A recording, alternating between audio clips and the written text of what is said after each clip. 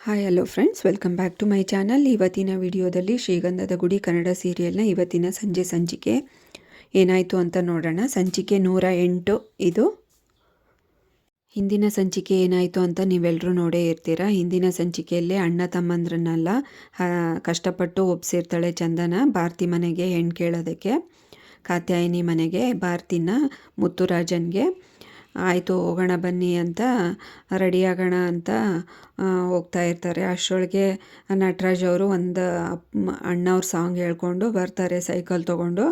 ಇವಳಿಗೆ ಒಂದು ಐಡಿಯಾ ಬರುತ್ತೆ, ಚಂದನ ಅಂಕಲ್ನ ಕರ್ಕೊಂಡು ಹೋದರೆ ಹೇಗಿರುತ್ತೆ ಅಂತ ಅಂದಾಗ, ಬೇಡಪ್ಪ ಇನ್ನೊಂದು ಅವಾಂತರ ಮಾಡಿಬಿಡ್ತಾನೆ, ಬೇಡ ಕೇಳಬೇಡಿ ಅಂತ ಅಂದ್ರೂ, ಇಲ್ಲ ಕೇಳೋದ್ರಲ್ಲಿ ಏನು ಆಗುತ್ತೆ, ಕೇಳ್ತೀನಿ ಅಂತ ಹೇಳಿ, ಅಂಕಲ್ ನಿಮ್ಮಿಂದ ಒಂದು ಕೆಲಸ ಆಗಬೇಕು, ನಮ್ಮ ಜೊತೆಗೆ ನೀವು ಬರಬೇಕು ಅಂತ ಅಂದಾಗ, ಮತ್ತೆಲ್ಲಮ್ಮ ಅಲ್ಲಿಗೆ ಹೋಗಿದ್ವಲ್ಲ ಹೆಣ್ಣು ಕೇಳೋದಕ್ಕೆ, ಮತ್ತೆ ಆ ಹೆಣ್ಣು ನೋಡಿದ್ದೀರಾ, ಅವರಪ್ಪನ ನಂಬರ್ ಕೊಡು ಮಾತಾಡ್ತೀನಿ, ಏನು ಮಾಡ್ತಾನೆ ಹುಡುಗಿ ಅವರಪ್ಪ ಹಾಗೆ ಹೀಗೆ ಕೇಳ್ತಾ ಇರ್ತಾನೆ.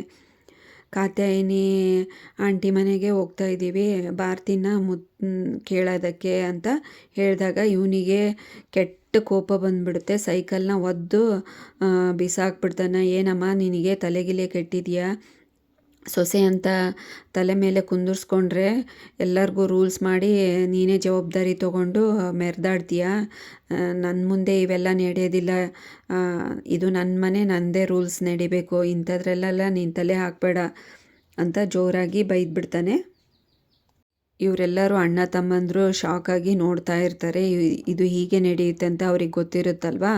ಅದಕ್ಕೆ ಚಂದನೂ ಅಷ್ಟೇ, ಹರಿ ಮೊದಲೇ ಹೇಳಿರ್ತಾನೆ ಏನೇ ಆದರೂ ನಿಮ್ಮ ಜವಾಬ್ದಾರಿ ನೋಡಿ ಅಂತಂದು. ಅದಕ್ಕೆ ಅವಳು ಬೈಸ್ಕೊಂಡು ಸುಮ್ಮನೆ ಇರ್ತಾಳೆ. ಅದಕ್ಕೆ ಕಂಟಿ ಬೈತಾನೆ, ನೀನು ಬರಲಿಲ್ಲ ಅಂದರೆ ಸುಮ್ಮನೆ ಇರಯ್ಯ, ನಾವು ಹೋಗಿ ಬರ್ತೀವಿ ಅಂತ ಎಲ್ಲರೂ ಒಳಗಡೆ ಹೋಗಿ ರೆಡಿಯಾಗಿ ಬರ್ತಾರೆ. ಇನ್ನೇನು ಒಳಗಡೆ ಹೋಗಿ ತಾಂಬೂಲ, ಸೀರೆ ಮತ್ತು ಎಲ್ಲ ಮಡಿಲಕ್ಕಿ ಎಲ್ಲ ತೊಗೊಂಡು ಬರ್ತಾರೆ ಭಾರತಿಗೆ ಕೊಡೋದಕ್ಕೆ.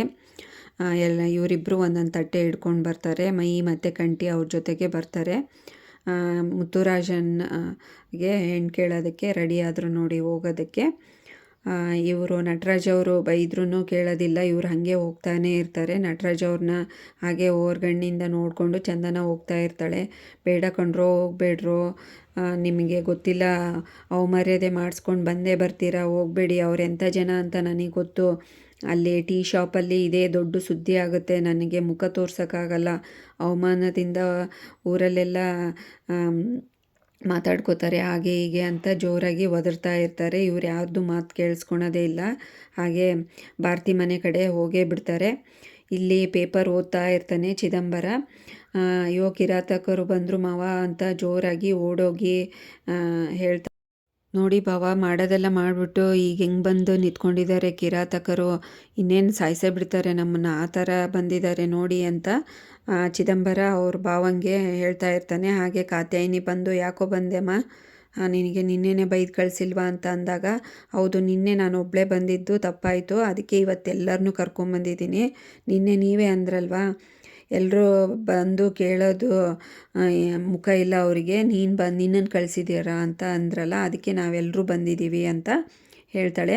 ಆವಾಗ ಹರಿ ಹೇಳ್ತಾನೆ, ಆಗಿದ್ದಾಗೋಯ್ತು, ಇವಾಗ ದ್ವೇಷ ಎಲ್ಲ ಬೇಡ, ಒಬ್ರಿಗೊಬ್ರು ಮುಖ ಡೈಲಿ ನೋಡಬೇಕಾಗುತ್ತೆ, ಹಿಂದಿನ ದ್ವೇಷ ಎಲ್ಲ ಮರೆತು ಒಂದಾಗಿ ಬಾಳೋಣ, ನಮ್ಮ ಅಣ್ಣ ಮುತ್ತುರಾಜನ್ಗೆ ಭಾರತಿನ ಕೊಟ್ಟು ಮದುವೆ ಮಾಡೋಣ ಅತ್ತೆ ಮತ್ತು ಮಾವ ಅಂತ ಹೇಳ್ತಾನೆ. ಯಾವ ಸೀಮೆ ಅತ್ತೆ ಮಾವನ ಕೊಣೋ ನಿನಗೆ, ಹೋಗೋ ಇಲ್ಲಿಂದ, ಹುಡುಗಿನ ಓಡಿಸ್ಕೊಂಡು ಬರೋದಲ್ಲದೆ ಸುಳ್ಳು ಜೀವನ ನಡೆಸೋದಲ್ಲದೆ ಈ ಥರ ಬಂದು ಕೇಳ್ತಿದ್ದೀಯಾ, ನನ್ನ ಮಗಳಿಗೆ ಎಂಥ ಸಂಬಂಧ ಹುಡುಕಿದ್ದೀವಿ ಗೊತ್ತಾ, ನಿನ್ನಂಗೆ ಮೇಸ್ತ್ರಿ ಕೆಲಸ ಮಾಡೋ ನಿನ್ನಂಥ ದರಿದ್ರ ಮನೆಗೆ ಕಳ್ಸೋಕ್ಕಾಗಲ್ಲ, ದುಬೈಯಲ್ಲಿ ಒಳ್ಳೆ ಕೈ ತುಂಬ ಸಂಬಳ ಇರೋ ಹುಡುಗನ ಹುಡುಕಿದ್ದೀವಿ ಅಂತ ಕಾತ್ಯಾಯಿನಿ ಹೇಳ್ತಾಳೆ. ಅದಕ್ಕೆ ಚಂದನ ಹೇಳ್ತಾಳೆ, ಹುಡುಗ ಹುಡುಗಿ ಜೀವನ ನಡೆಸೋದಕ್ಕೆ ದುಡ್ಡು ಅಂತಸ್ತು ಏನೂ ಆಗೋದಲ್ಲ, ಒಬ್ರಿಗೊಬ್ರು ಒಪ್ಕೊಂಡಿರಬೇಕು, ಅವ್ರ ಮನಸ್ಸಲ್ಲಿ ಇವ್ರ ಮನಸ್ಸಲ್ಲಿ ಒಬ್ರಿಗೊಬ್ರು ಸ್ಥಾನ ಇರಬೇಕು, ಪ್ರೀತಿ ಇರಬೇಕು ಅಂತ ಹೇಳ್ತಾಳೆ.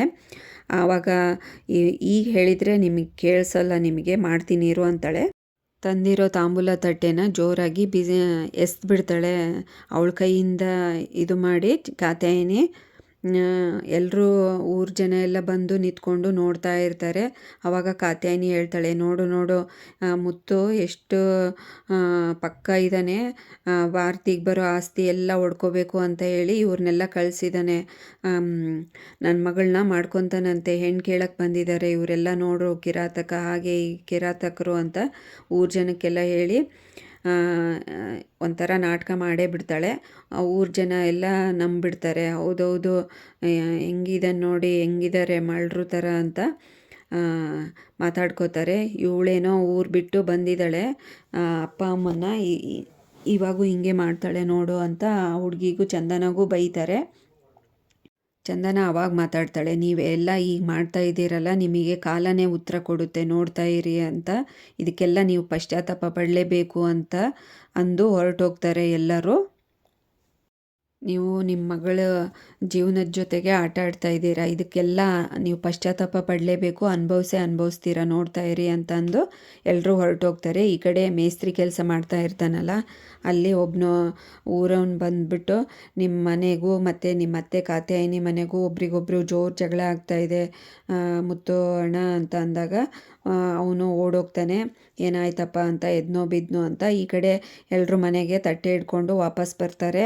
ಆಯಿತಾ ಮಕ್ಕಳು ಮುಖಕ್ಕೆ ಮಂಗಳಾರತಿ ಅಂತ ಅವರಪ್ಪ ನಟರಾಜ್ ಹೇಳಿದಾಗ ಇವರೆಲ್ಲ ತಲೆ ತಗ್ಸ್ಕೊಂಡು ಸುಮ್ಮನೆ ನಿಂತಿರ್ತಾರೆ. ಎಷ್ಟು ಹೇಳಿದರೂ ಹೋಗಬೇಡ ಅಂದ್ರೂ ಇವಾಗ ಮರ್ಯಾದೆ ತೆಗೆದು ಬಂದಿದ್ದೀರಾ ಅಂತಾನೆ ನಟರಾಜು. ಅದಕ್ಕೆ ಸಾಕು ಸುಮ್ಮನೆ ರಯ್ಯ ಅಂತ ಕಂಟಿ ಬೈತಾನೆ. ಏನು ಇವಾಗ ಮರ್ಯಾದೆ ನೀನು ಉಳಿಸಿರೋದು, ಮುಂಚೆಯಿಂದ ಮಾಡ್ಕೊಂಬಂದಿರೋದೀಗೆ, ಇವತ್ತು ನಾವು ಮಾಡಿರೋ ಕೆಲಸದಿಂದ ಅಲ್ಲ ಇದೆಲ್ಲ ಆಗಿರೋದು, ನೀನು ಮಾಡಿರೋ ಕೆಲಸದಿಂದ ಇವತ್ತು ನಾವು ಇವಾಗೆಲ್ಲರೂ ಮಕ್ಕಳು ಅನುಭವಿಸ್ತಾ ಇದ್ದೀವಿ ಅಂತ ಹೇಳಿ ಉಲ್ಟಾ ನಟರಾಜ್ ಅವ್ರಿಗೆ ಬೈತಾರೆ.